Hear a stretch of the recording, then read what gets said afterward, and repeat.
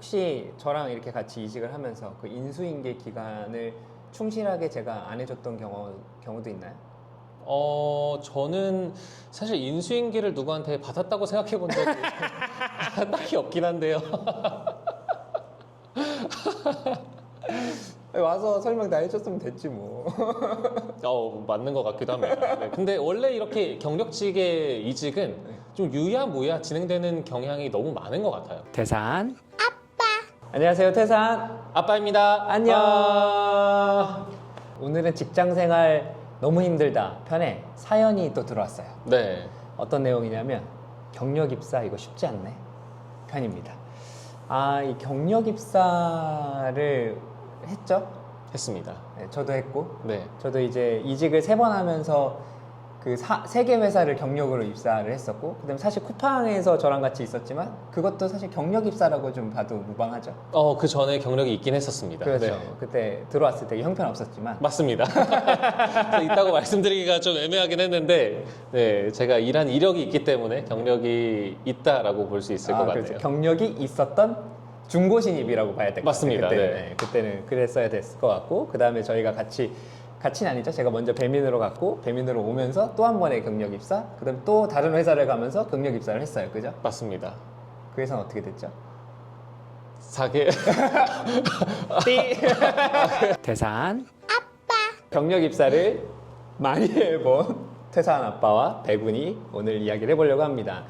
저희 지난 영상을 보셨으면 아셨겠지만 저희가 전 팀장, 전 팀원으로서 5년 정도 같이 맞춰왔었는데 그 경험을 살려서 오늘의 사연도 한번 이야기를 해보려고 합니다. 오늘 사연은요 댓글로 달아주셨어요. 네. 그래서 그 댓글에 달려주신 사연이 너무 내가 경력 입사할 때 그랬지 라는 생각이 들어서 그거 한번 읽어보고 저희 이어서 이야기 한번 진행해 보겠습니다. 한번 읽어주시죠. 네, 읽어보겠습니다. 안녕하세요. 저는 2년 회계 경력으로 다른 산업에 같은 업무로 이직한 사람입니다.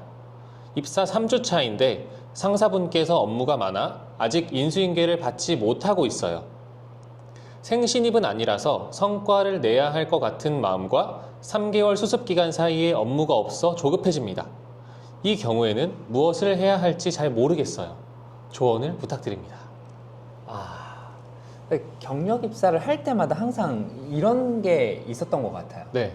그러니까 사람이 필요하다 그래서 회사에서 뽑아놨는데 막상 거기 가면은 그 인수인계를 해주기가 너무 바쁜 거예요. 혹시 저랑 이렇게 같이 이직을 하면서 그 인수인계 기간을 충실하게 제가 안 해줬던 경우도 있나요? 저는 사실 인수인계를 누구한테 받았다고 생각해 본 적이 딱히 없긴 한데요. 와서 설명 다 해줬으면 됐지 뭐. 맞는 것 같기도 합니다. 네, 근데 원래 이렇게 경력직의 이직은 좀 유야무야 진행되는 경향이 너무 많은 것 같아요. 맞아요. 네. 이걸 어쩔 수 없이 인정을 하고 들어가야 하는 점이 분명히 있을 수밖에 없다는 점을 알고 계셔야 할 것 같긴 합니다. 맞아요. 경력 입사를 하게 되면은 경력 입사자니까 좀 기대하는 게 있거든요. 그리고 나서 경력 입사할 때 면접 볼 때 다 할 줄 안다 그러잖아요. 다 할 줄 알죠. 네. 왜냐면 제가 뭘 할지 모르니까 일단 다 할 줄 알고 본다는 네, 그런 말밖에 할 수가 없다는 것도 저도 충분히 공감을 하고 인정을 하고. 네. 그렇죠. 나도 기억이 나는데 그 삼성전자에서 이제 KPMG로 이직을 하는데 여긴 또 외국계 회사잖아요. 네네.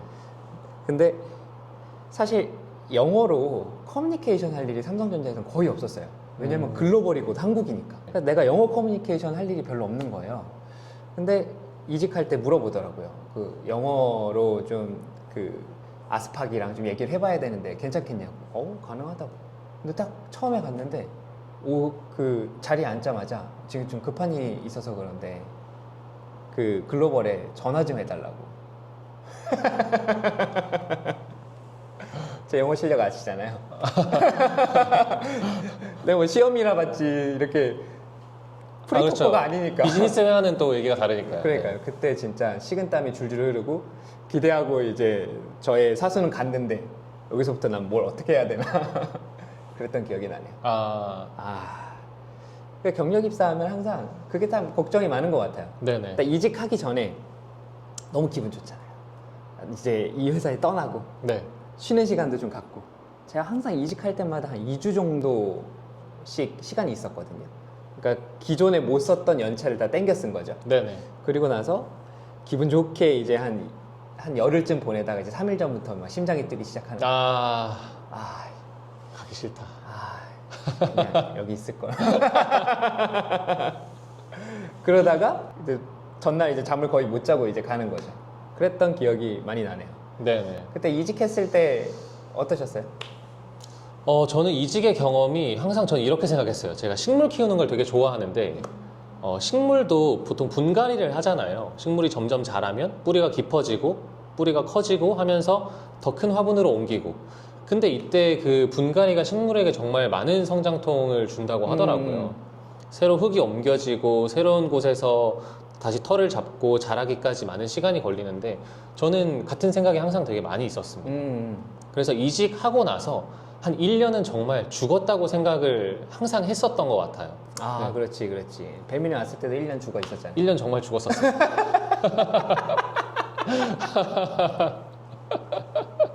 그러니까 이게 우리 못 떨어져가지고 지금 여기까지 출연하고 있는 거 아니에요? 그 2년 앞에 많이 붙는 형용사 혹시 아세요? 뭐예요? 질긴 인연. 아, 질긴 인연. 네, 저희 아주 질긴 인연으로 지금 버티고 있습니다. 그럼 자 이제 본론으로 돌아와서 네네. 경력 사원이 사실은 적응하기가 사실 어렵죠. 처음에 이제 조직 문화 자체가 좀 다르고 맞습니다. 또 환경적인 요인으로 보자면은 기존에 있었던 구성원들이 이제 새로운 사람이 들어오면 기대감과 저항감이 동시에 있는 거죠. 맞습니다. 아, 저 사람이 잘해줄 거야 라는 게 있고, 아, 내 일을 좀 뺏기는 건 아닌가? 그러니까 특히 이런 경우 있잖아요. 내가 이제 팀장을 바라보는 위치에 딱 서 있었는데 나보다 레벨이 높은 사람이 들어와. 그랬던 기억이 나도 있는데 그때 저도 좀 텃세를 많이 부렸던 네네네. 그날 일을 사과합니다. 근데 어쩔 수 없는 것 같아요. 네. 이게 어떻게 보면은 구조가 정해져 있는 계급 사회이잖아요. 그런 곳에서라면 충분히 있을 수 있는 일인 것 같습니다. 아, 그래, 맞아요. 그리고 특히 업무 인수인계라는 게 얘기했던 것처럼 명확하지가 않죠. 일단 롤이 되게 정해져서 잡 디스크립션에서는 뽑아서 이제 우리가 받긴 하는데, 입사하는 과정에서 이 회사라는 게 굉장히 많은 변화를 겪고, 그러다 보니까 이 경력직이 들어왔는데 롤이 명확하게 부여되지 않을 때, 이때가 참 인수인계하기가 되게 이상할 때가 있거든요. 맞습니다. 사람은 되게 필요한데 그거를 빨리빨리 무언가 가르쳐 가면서 하기가 좀 어려운 상황들이 종종 있죠. 네네. 근데 이제 요거는 이제 환경적인 이야기고, 그냥 개인의 입장에서 보면은 나는 지금 필요하다 그래서 왔는데 왜 인수인계를 안 해줘 제대로? 왜 나한테 텃세를 부리지? 막 이런 경우들 되게 많단 말이죠. 네네. 텃세도 경험해 봤어요? 텃세도 경험을 많이 했었던 것 같습니다. 나한테서 온 텃세는 아니었을 거고. 네. 근데 기존 구성원들이 저와 비슷한 회사에서 저와 비슷한 위치에 있는 구성원들이 텃세를 부리는 걸 경험을 저는 분명히 했었던 것 같습니다. 네, 네. 그 텃세를 또 얘기를 해보자면, 제가 삼성전자 있다가 KPMG 갔잖아요. 이 이야기 전에 컨텐츠에도 했는데 그것도 한번 봐주시면 감사하겠습니다. 여기 위에? 여기. 아니, 그럴 기술이 없어. 갔는데 텃세를 너무 부리는 거예요. 아니, 뭐 알려달라고 하면 알려주질 않아. 네네. 미치겠는 거예요. 이거는 위에서는 이거 저 누구한테 물어보라고 했는데 물어봤더니 잘 안 알려줘. 그게 진짜 되게 서운하고 막 이런 게 있었는데, 네네. 그때 한 6개월 정도 거치고 친구들한테 제가 딱 들으니까 이런 얘기를 하더라고요. 그때 너 처음 왔을 때 좀 재수 없었다. 아, 그때 막 삼성 뽕이 이만큼 차 있던 때라 무슨 얘기만 하면 삼성에서는 이렇게 안 했었는데, 삼성에서는 이랬는데, 이런 얘기를 입에 달고 살았었다고 네네. 하더라고요. 아, 그러니까 결국에는 나의 태도에도 문제가 있었던 거죠. 네네. 쿠팡으로 이직했을 때도 마찬가지였어요. 물론 굉장히 좋은 동료들이 그때 있었다고 생각을 하는데, 그럼에도 불구하고 잘 알려주지 않는 한 분이 계셨어. 그죠? 계셨습니다. 계셨어요. 네. 잘 지냈는지 잘 계시지 않을까요? 연락드릴게요. 근데 우리가 이렇게 편하게 얘기할 수 있는 거는 그런 과정들을 다 거치고 이제 동료로서 우리가 같이 업을 하게 되면서 그때의 상황들이 다 이해가 되는 거잖아요. 네네. 그러니까 결국에는 이런 적응의 과정들이 못해도 6개월, 1년 정도는 걸리지 않나라는 생각이 들어요. 경력 입사자 입장에서 보면은 사실은 이제 3개월 동안이 수습 기간이잖아요. 이때 네. 뭔가 퍼포먼스를 보여줘야 될 것 같은데 그런 어떤 불안감이 있잖아요. 그때 배민으로 와가지고 고민했었거든요. 수습을 탈락시킬까. 통과일 것이냐, 해제일 것이냐. 대산. 좀 고민이 약간 필요하긴 한데 일단 일에 대해서보다 방금 말씀 주신 것처럼 태도에 대해서 먼저 고민을 해보는 게 첫 번째인 것 같아요. 맞아요. 이 조직을 내가 바라보는 태도에 대해서 우리가 좀 이야기를 해봐야지 맞을 것 같은데, 뭐 저도 이제 경력 입사를 했었고 그 다음에 팀장으로서 경력 입사자들이 들어오는 거를 보면은 항상 리스크가 있다고 여겨지는 분들이 있어요. 가장 대표적인 유형이 이 조직에 대한 리스펙이 없는 거죠. 그러니까 제가 했던 거랑 똑같은 거예요. 삼성 거리면서 전에에서는 이런 게 좀 다른데요. 이 조직에서 오는 이 모든 과정들이 이건 문제인 것 같은데요. 그러니까 그거를 먼저 이야기하는 건 되게 잘못된 거죠. 네네네. 그래서 제가 좀 얘기하고 싶은 건 결국에는 내가 들어가고자 하는 조직에 리스펙이 먼저인 것 같아요.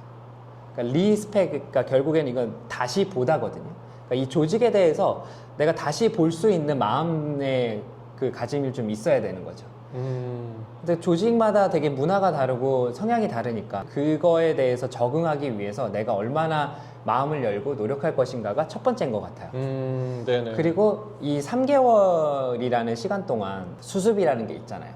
그때 너무 조급해지면은 그 조급한 마음이 또 이를 거스르게 되잖아요. 그래서 네. 지금 딱 뭔가 인수인계가 되지 않고 설명이 좀 부족한 그 시기를 어떻게 잘 보낼까에 대한 결정이 좀 필요할 것 같아요.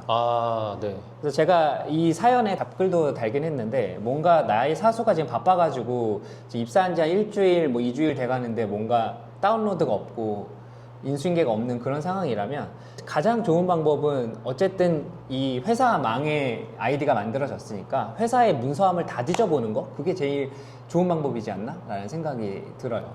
그래서 저 같은 경우에도 쿠팡에 처음에 갔을 때 감이 전혀 없으니까 문서함을 그냥 계속 봤던 것 같아요. 그러니까 뭐 우리 회사 전체에서 오고 가는 문서함을 볼 수 있었으니까 그때 네네네. 그것도 싹 다 보고 우리 팀에서 나오는 문서함도 싹 다 뒤져보고, 그러니까 우리 팀의 구성원의 누구가 어떤 것들을 했었고 그 다음에 어떤 절차를 밟아서 이런 보고 체계가 이루어졌구나 라는 게 눈에 들어오더라고요. 생각해보니까 저도 아빠님께서 제가 쿠팡에 처음 입사했을 때 얼마 되지 않았을 때 해주셨던 말씀이 있었는데 그게 갑자기 생각이 났거든요. 처음에 어딘가 입사하게 되면 그 회사의 기획서와 보고서를 읽어볼 수 있는 만큼 전부 다 읽어보라고 말씀 주셨던 게 기억이 납니다. 그래서 저도 그때 그 감이 없으니까 이 팀에서 이때까지 어떤 일들을 해왔고 어떤 절차로 했고 그리고 그 일이 끝나고 나서 프로젝트가 끝나고 나서 어떤 형태로 보고서를 작성했는지 이런 것들을 정말 상세하게 읽어봤던 기억이 나거든요. 근데 그게 시간이 점점 지나면서 하기 굉장히 어려워지는 일들인데 맞아요. 바로 이 초창기 때 약간의 시간이 있고 그리고 내가 감을 찾아야 하는 요 타이밍에 할 수 있는 행위라고 생각합니다. 예. 그게 가장 지금 현재 할 수 있는 최선인 것 같아요. 지금 이 사례에서 이제 말씀을 드리면. 네네. 그 다음에 이제 적응을 우리가 또 해야 되겠죠. 적응을 해야 될 때를 보면은, 제가 좀 자료를 준비했어요. 네네. 고생하셨습니다. 뭐 대단한 자료는 아니에요. 그러니까 이제 조직 문화에 우리가 적응을 해야 된단 말이죠. 조직 문화라고 하는 게 되게 이상하다기보다는 너무 암묵적이잖아요, 사실은. 내가 이 회사와 잘 맞는지 안 맞는지를 보는 기준이기도 하고. 네. 그런데 조직 문화 좀 얘기를 해보면 쿠팡에 있다가 배민에 갔을 때 저는 되게 놀랐거든요. 안 놀랐어요? 굉장히 놀랐습니다. 네, 너무 신기했어요.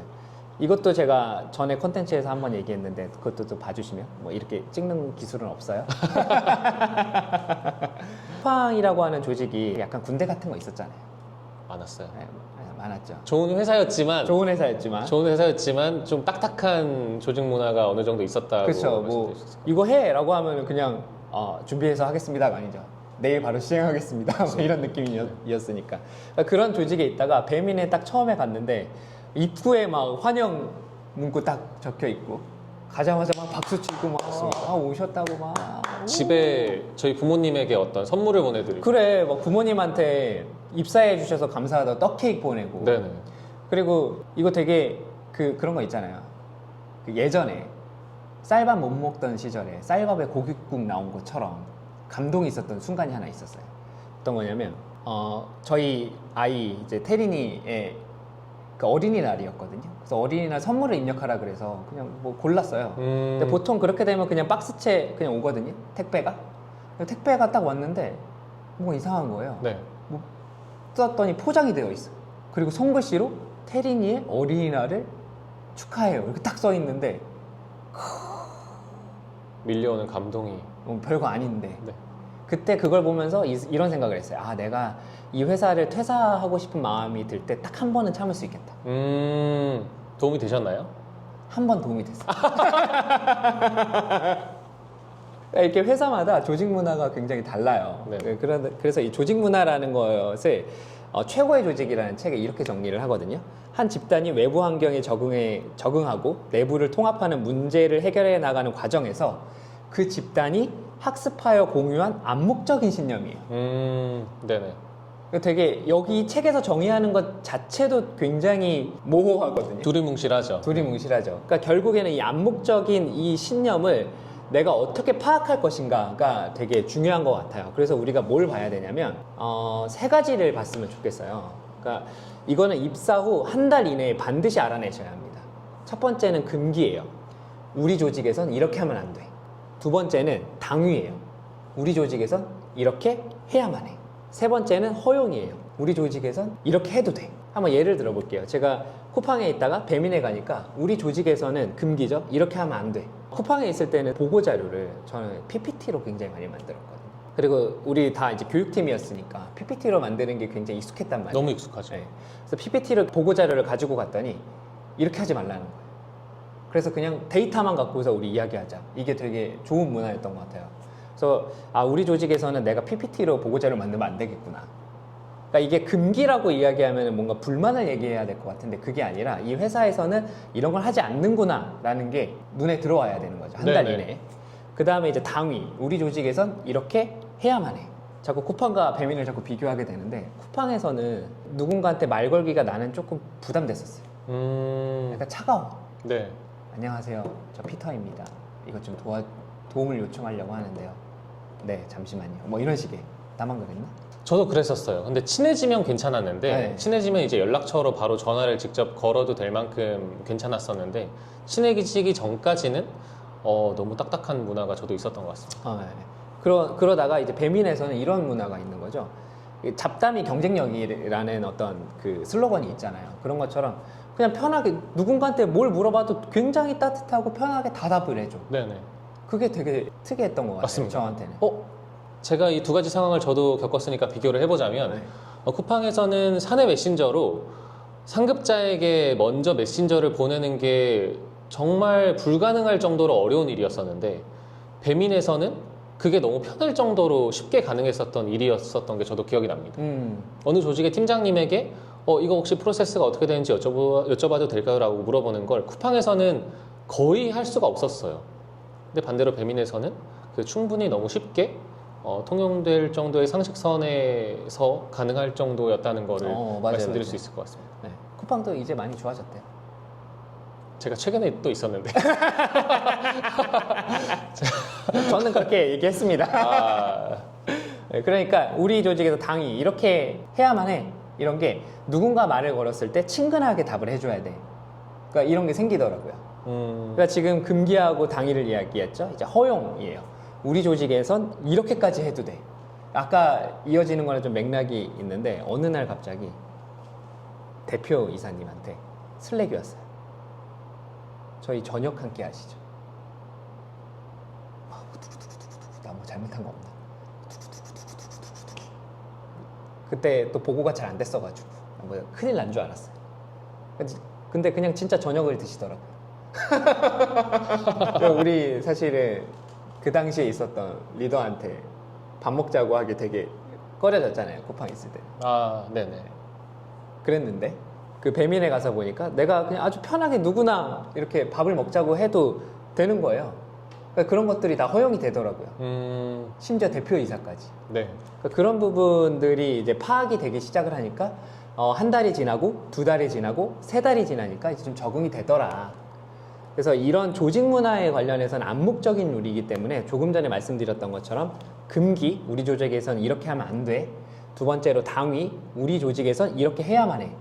세 번째로 허용, 우리 조직에선 이렇게 해도 돼. 네. 요 세 가지가 한 달 안에 정리가 된다면 적응하시는데 굉장히 도움이 되실 거예요. 잘 정리했나요? 네, 완벽한 것 같습니다. 아, 네.